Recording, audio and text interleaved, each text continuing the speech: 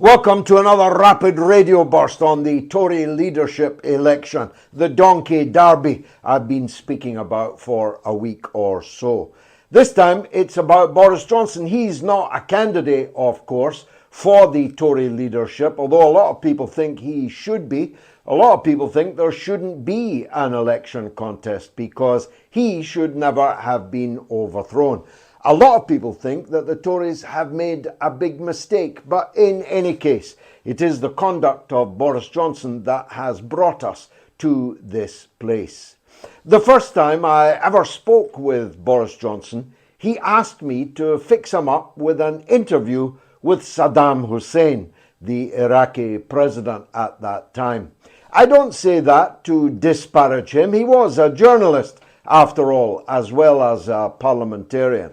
And he actually had quite decent instincts about the then oncoming Iraq war, certainly far less hawkish than the then Tory leader Ian Duncan Smith, not to mention the Labour frontbench, who were gagging for war. It was dripping in their saliva from their lips. But not so Boris Johnson, who had actually quite sensible instincts about the Iraq war, at least until it started, as indeed he had about Russia when he was writing in the Daily Telegraph such things as, we should be allying with President Putin of Russia against ISIS and Al-Qaeda in Syria. Well, words he could have taken from my own lips. But, of course, in practice, when he had the power, he did something quite different. Now, for the avoidance of doubt, I consider Boris Johnson to be a lying, licentious mountebank, a cad, a bounder. I think that Boris Johnson has brought down his own premiership as a result of his decades of loose living and reckless attention to other people's moral codes and other people's marriages, and perhaps most importantly of all, the concept of public money. You cannot expend vast sums of public money on your lovers and expect to get away with it. You might actually have gotten away with it in Winston Churchill's time, but in the era of social media and when a significant section of the mass media are against you and looking to bring you down, you can't get away with it, as Boris found. Now, why do I say all of the foregoing? For this reason, just like the stopped clock is right twice a day, speaking in the House of Commons this week, Boris Johnson was telling the truth, you may say for once, over the issue of Brexit, the collaboration between the Labour frontbench and what he called, for the first time so far as I can see, from the dispatch box, any British Prime Minister used the term deep state. He said the deep state and Keir Starmer were conspiring to bring Britain back into the European Union. And that's not just true, it is actually what I have been saying for well over a year. It's almost as if Boris Johnson is a viewer of the mother of all talk shows, as he may indeed be. He's right. Labour does intend to bring us back into the European Union. If not in name, then under the fig leaf of bringing us alongside the European Union. If not re-entering the single market, mirroring the single market, getting up close to it and staying there. Of course, all of that would be merely a prelude to our effective readmission, cap in hand, to the bureaucrats in Brussels. Why are the deep state in league with Keir Starmer in this? Well, they were, of course, in the Brexit referendum of 2016. The entire British establishment, despite one or two rogue elements in MI6, Dear Love, and in the form of Boris Johnson and others.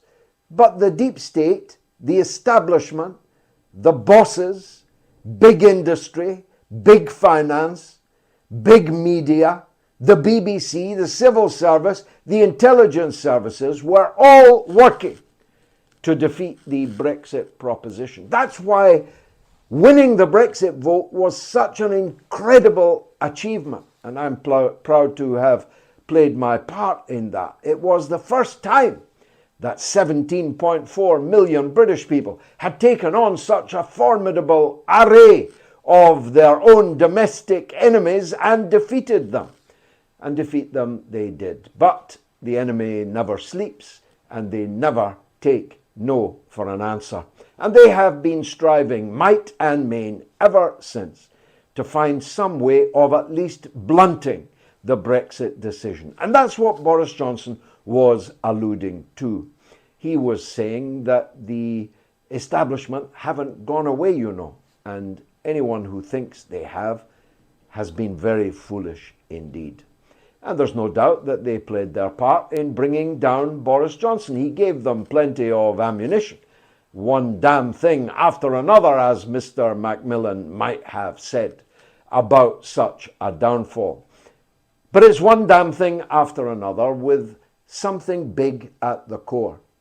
They could not accept that Boris Johnson, who only decided on backing Brexit at the very last minute, actually became very serious about implementing it, actually became very serious about making sure no one could ever take us back into the European Union again. And therefore, they wanted rid of Boris Johnson. It's why they're backing the Brown Blair, Rishi Sunak, as his successor, because they know that he is the most amenable to that project.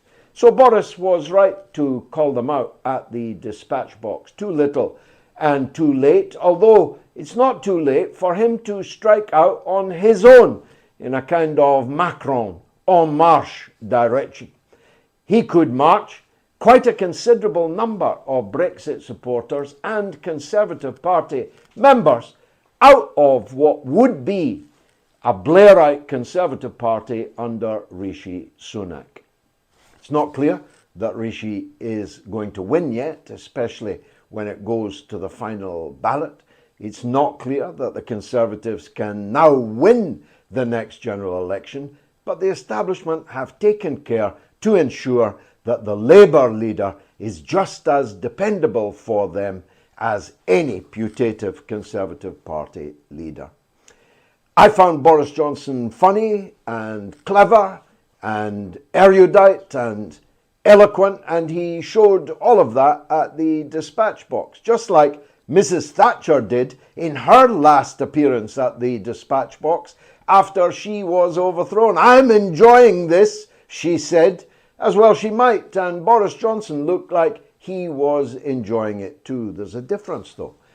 There's still political life in Boris Johnson. He's still young.